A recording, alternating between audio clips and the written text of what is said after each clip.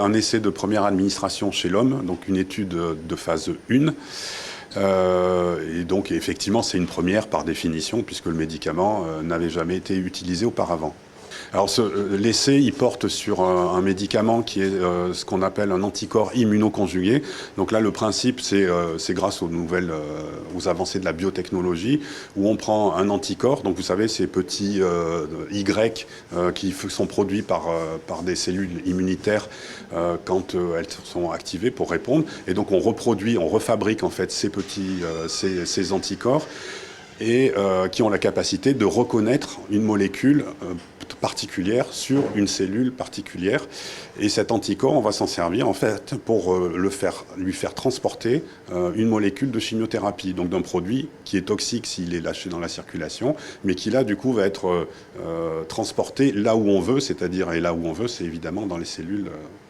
malignes. C'est une sorte de cheval de Troie parce qu'effectivement l'anticorps, quand il s'accroche sur son récepteur sur la cellule, il va être gobé en fait par la cellule et qui du coup sera empoisonné en fait parce qu'elle a avalé le poison. C'est un peu ça l'idée. Oui, alors la première étude, elle se fait dans le cadre particulier des leucémies aiguës, mais cet anticorps, en fait, reconnaît une molécule qui est ce qu'on appelle le récepteur de la transférine.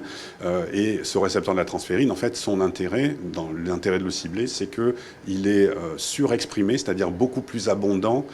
dans les cellules de plusieurs types de cancers, que ce soit des leucémies, d'autres cancers du sang qu'on appelle les lymphomes, mais également des tumeurs comme les cancers du sein par exemple. Et la transférine en fait c'est la molécule qui sert à transporter le fer et du coup les cellules cancéreuses sont très avides de fer, donc ça c'est un nouveau champ de recherche qui est en cours de développement à l'heure actuelle puisque on s'est aperçu que cette dépendance au fer crée une vulnérabilité des cellules tumorales et donc il y a différentes stratégies qui cherchent à utiliser cette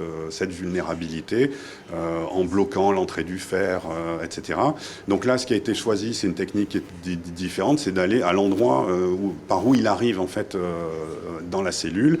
Et puis, ce que les chercheurs qui ont travaillé en amont et qui, du coup, ont monté une société qui s'appelle Inateris, qui est la société qui produit le médicament, ils ont eu l'idée de se dire, on va fabriquer des anticorps et se servir de ça pour juste amener le produit de chimio qu'on veut